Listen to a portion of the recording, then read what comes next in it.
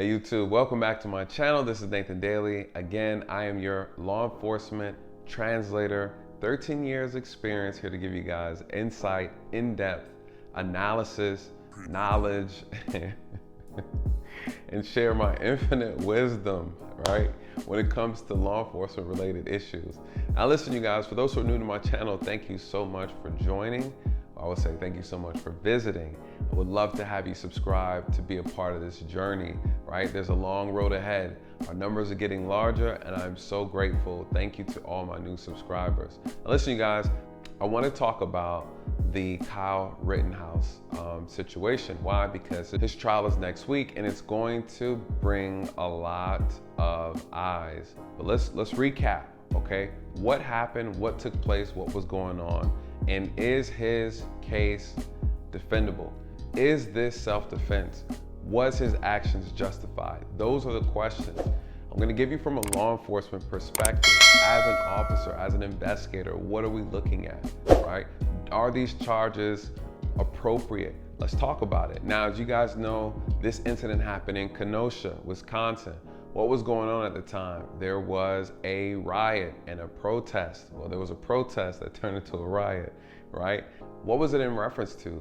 This all stemmed from a shooting, right, that occurred in Kenosha when officers were trying to make an arrest of a black male, and the black male was trying to get into his vehicle. After fighting with the police, he reached down underneath the seat and the officers shot him several times in the back, right?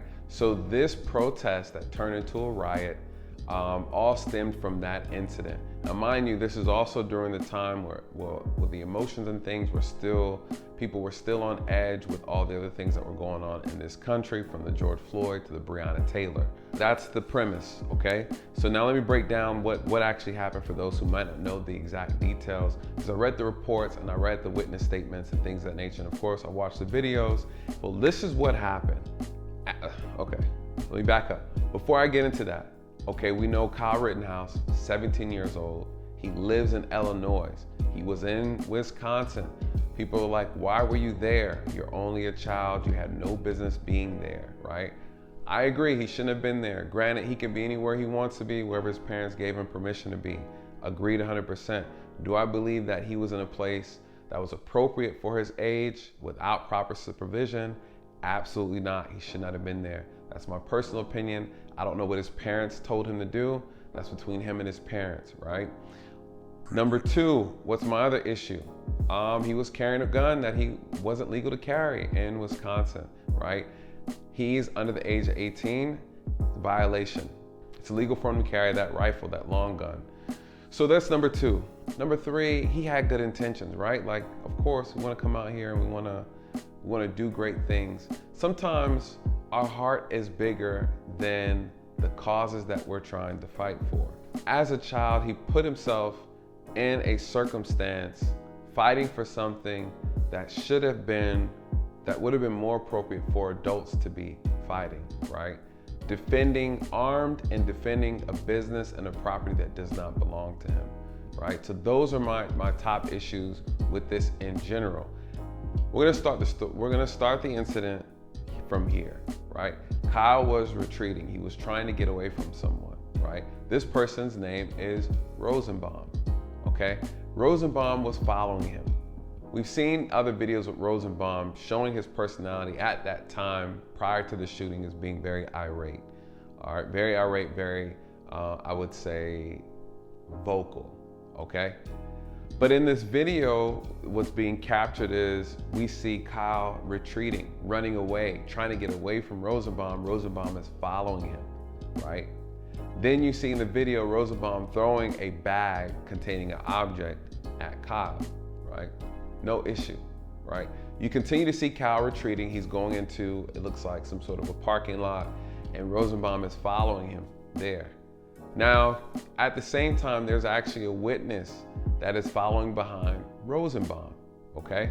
The witness states that Rosenbaum actually lunged towards Kyle in an attempt to reach and grab for his weapon, right? But he stated that he never touched the weapon, but he made an attempt to grab it. And at that time, you hear 4 gunshots go off. Kyle had actually shot Rosenbaum 4 times. And after Rosenbaum collapses, you see Kyle running around a vehicle and coming back around to the front, and he's in front of Rosenbaum. Again, Rosenbaum is on the ground. The witness who saw everything takes off his shirt in the video and then tries to render aid. All right, now what? Kyle picks out his phone and he starts making a phone call. He ends up calling his friend and telling his friend that he actually shot someone and that the person died. So then you see in the video, Kyle is running, right? He's running. He starts hearing people say, hey, what happened? What's going on? Oh, he shot someone. He just shot someone. Get him, right? So you start hearing this crowd, this turn into like a mob in a sense, and they start chasing after him. In the video, see a suspect running behind Kyle, lunges at him and hits him in the back of the head, right? Kyle continues to run. He's looking, and he sees the numbers of people chasing after him starting to grow. Mind you, he still has his rifle on him. So then what? As he's running, he trips and he falls. And that moment when he falls, you see another suspect who runs up and he does this jumping kick type of thing towards Kyle, and he ends up kicking him. And in that same moment, you see another suspect, and this person is Anthony Huber. He has a skateboard. He actually hits Kyle with the skateboard, right? He crouches down, which appears to me as you could actually see him reaching for the weapon. Kyle then rolls back and he pulls the trigger and he shoots Anthony Huber in the chest. Shortly after, you see Anthony Huber walk a few steps and then he collapses. Shortly after, you see another suspect, Gage, approaches Kyle and he's armed. He's armed with a handgun. Kyle fires a shot, shoots Gage in his arm. Then you see Gage retreating immediately and he starts shouting out in the video, I need a medic, I need a medic. Kyle gets up off the ground and he notices that the crowd starts to separate from him after those shots. So then you see him walking down the street, the police are coming, he has his hands up and trying to surrender to the police, and the police go past him. Now listen, we're not gonna talk the foolishness over here about, no one wanted to stop him, blah, blah, blah. Nah, the police didn't know what happened, okay? So we gotta use our context clues with a little sprinkle of common sense, all right? So that's what we're gonna do over here on this channel, all right? So listen, that's the incident. 3 people shot, 2 people dead, all right? And it was a tragedy, okay? So first and foremost, when we get into this, I always like to preference with, it was a tragedy. No one should have died that night, okay? Period. No one should have died that night. Now, with that being said, is this self-defense? Is it? Let me give you my insight. The answer is yes, it is. But the burden of having to prove that is on the alleged victim, which would be Kyle. Kyle has a burden that he has to be able to prove that this person meant to harm him, right? Severely harm him, possibly kill him, right? A threat to his life. Kyle would have to be able to articulate, paint the picture, describe it, make people believe, listen, he was gonna take this weapon from me. And what's the likelihood that he was either gonna, 1, shoot me with it, or 2, take it and walk away? Who's gonna take that chance? You do not take weapons from people, period, unless you're willing to get shot, right? That's the trade-off. What is Rosenbaum's issue, right? How is this a strong self-defense case for Kyle, right? Because Kyle was retreating, right? Kyle was not the primary aggressor. This is key, you guys. This is very key on self-defense cases, right? If I'm running away from you and you're coming towards me, at what point do I get to say, I'm not running anymore, right? At what point do I have to say, listen, did I use every avenue of escape? Did I do the best I could? All these things are gonna play a part. These are things that they're gonna ask. What else could you have done, right? Now, he could easily say, I turned around, he was so close to me. He lunged for my gun. I felt the need to defend myself because if he would have taken my weapon, A, he could have used it against me, or 2, he would have taken it, right?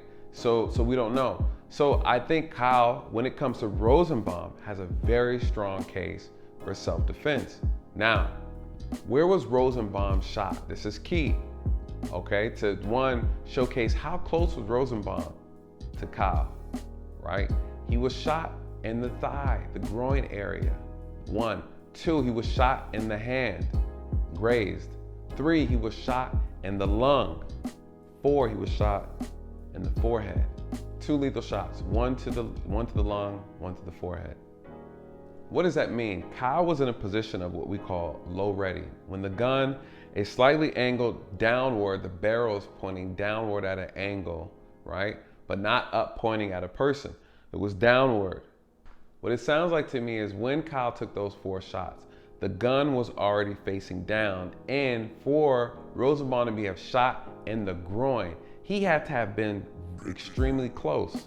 Because mind you, as those 4 shots went 1, 2, 3, 4, Kyle walked the gun up, right? 4 times. Boom, boom, boom, boom. How close was Rosenbaum? I believe his proximity helps Kyle's case on self-defense, right? He didn't shoot Rosenbaum 50 yards away, 25 yards away, 15 yards away. He shot him. He had to have been in arm's reach. He was too close to Kyle. He was too close. And we already have video evidence showing Kyle trying to avoid him. So if you've gotten so close to where I'm shooting you in the groin and your hand and your chest, and it's that you're very close. You're extremely close. I think Kyle has a very strong case for self-defense with Rosenbaum. So now let's move forward, okay? Now, he starts running. You see a mob of people chasing after him. The fact that he's being chased by a mob of people shouting, "Get him," right? Get him, get him, get him. Oh, his case for self-defense is so solid. It's so solid, you guys. It's so solid. Here you have, now granted, again, people are gonna argue, should he have been there? Of course not, but it doesn't change the fact that self-defense still applies. Just because you have no business being somewhere doesn't mean that self-defense does not still apply, right? Now, he did not provoke the situation, right? He's running away. And that's one thing, I'm gonna touch on that. I'm gonna touch on him running away. I'm gonna touch on the whole running away thing too. There's something very key about this. People are shouting, he shot somebody, get him, right? Now you got this whole mob thing going on. People are now chasing. He's running. He can say, oh my God, I'm running for my life. They're gonna get me, right? They're gonna get me. As he's running, he gets hit in the back of the head, right? He's panicking, he falls, he stumbles. Someone kicks him, right? Then someone hits him with a skateboard. Then he sees multiple people running up to him. Then the person who hit him with the skateboard reached for his gun. Then he shoots him, right? 1 time. Then someone else comes up, he shoots him, boom, 1 time. What did he show in that moment that's gonna help his case? His discipline, right? His trigger discipline is what we call it. He didn't lose himself in the moment and just start shooting at everybody. I tell you, there's a lot of people who just start shooting in the crowd, right? Just start shooting out of fear, out of panic, just start shooting, right?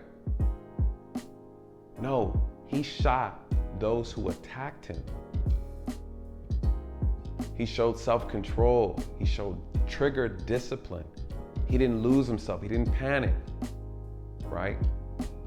That is going to really, really help his case, you guys. Now listen, over here in this channel, we do facts over feelings, okay? We're not making a moral argument. We are making a what happened argument. This is what happened. Anyone who came in close enough proximity to administer harm to him ended up getting shot. He can argue, I was in a position on the ground, they were close enough to grab the weapon. One guy had a weapon, okay? And he only shot the people who tried to take his weapon. When I tell you his self-defense case is so strong, It's so strong. Now let's talk about something, right?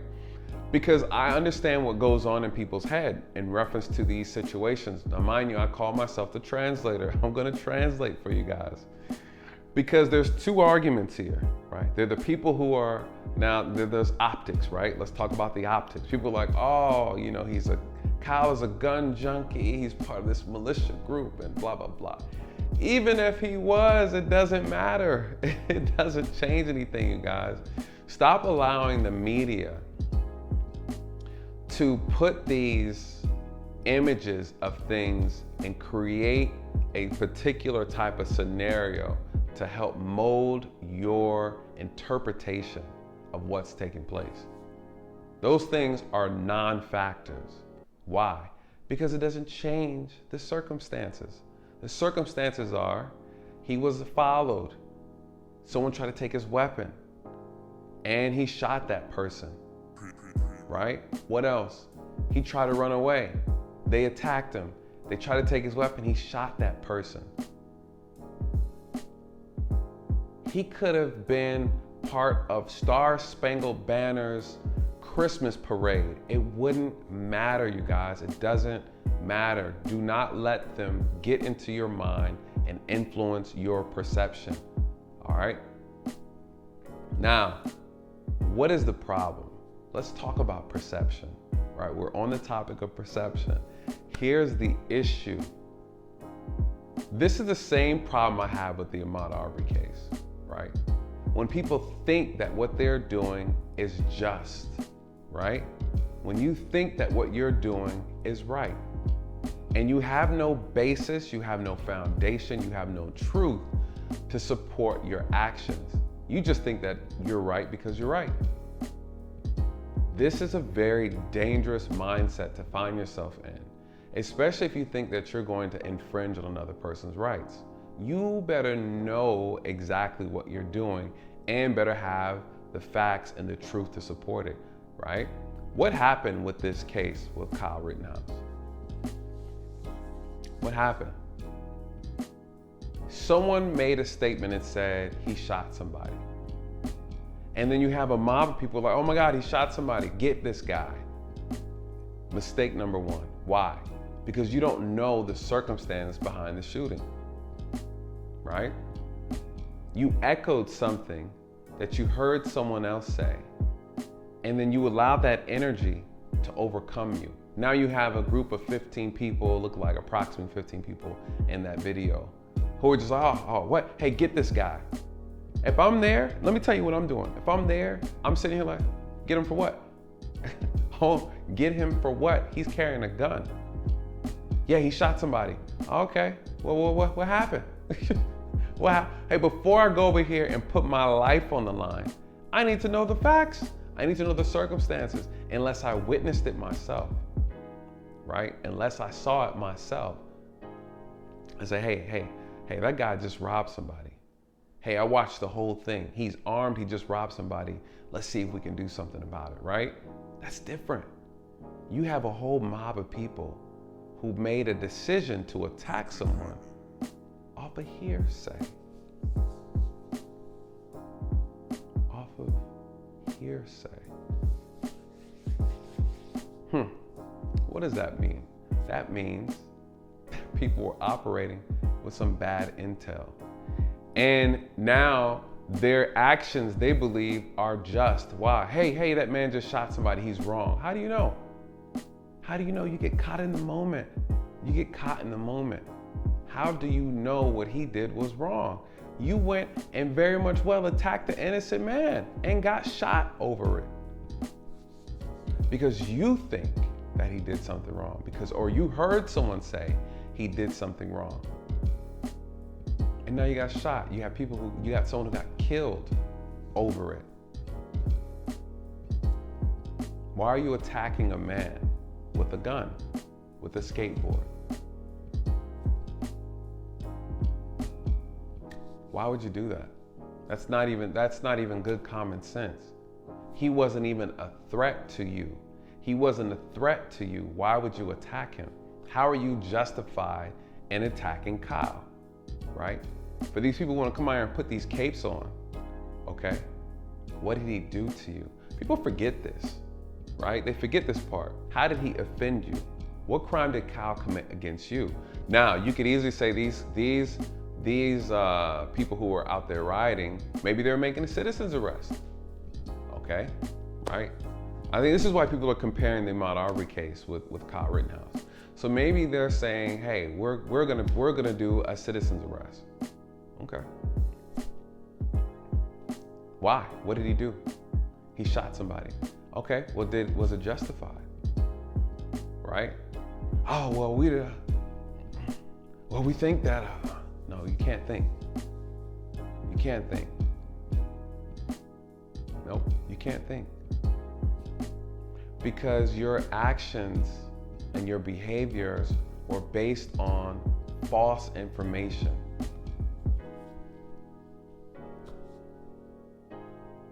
Kyle Rittenhouse's case is so solid with self-defense. It is very solid. It's very, very solid. So now what's the other issue? You know, we got to talk about race. We have to talk about race because unfortunately we have a lot of Crayola justice warriors in this country. And as you know, if things don't look right, smell right, sound right, it has to be race, right? It has to be racism, okay? And listen, you know what? I'm not even gonna talk about that in this particular video. This video is already long. I'm gonna do a separate video on that. But listen, this is a problem too, right? People think everything is race related, right? And you guys have to remember, right? It is the job of the media to be divisive, right? They are trying to make money. It's their business. They know that it makes money. Division is profitable. Stop allowing these people to get into your head and influence your perspective. So in closing, what do I feel? Do I feel like Kyle has a strong case? I do believe he has a strong case for self-defense. I feel like everything aligns in his favor. Well, what is the issue here, right? The issue is a couple things. The biggest problem when it comes to these particular incidents is that we like to filter these things through a lens of race, color, and emotions, right? We like to filter things through emotions, and because of that, we end up losing, right, the truth. So those are my thoughts on that, you guys. I believe he has a strong case. Okay, so with that being said, what are the arguments? The only arguments is, did these incidents really rise to the level of using lethal force? That is always going to be the argument, okay? Can you prove that they were so much of a threat that you needed to use lethal force against them, right? And truly, was this self-defense? And to be honest with you, I think it's a no-brainer, right? Now listen, optics, you might not like the way it looks, right? You might not like the outcome, but it doesn't change the facts. And that's key. It's okay not to like it. I don't like it. I think it's tragic. It shouldn't have happened. I don't like it at all. I don't like any of it. But over here, we do facts over feelings. And when you take your feelings out and we look at the facts, let me know your thoughts in the comment section, you guys. Like, comment, share, subscribe. Want to know your thoughts? Let's have a discussion. And with that, you guys, I'm out. Good night. God bless.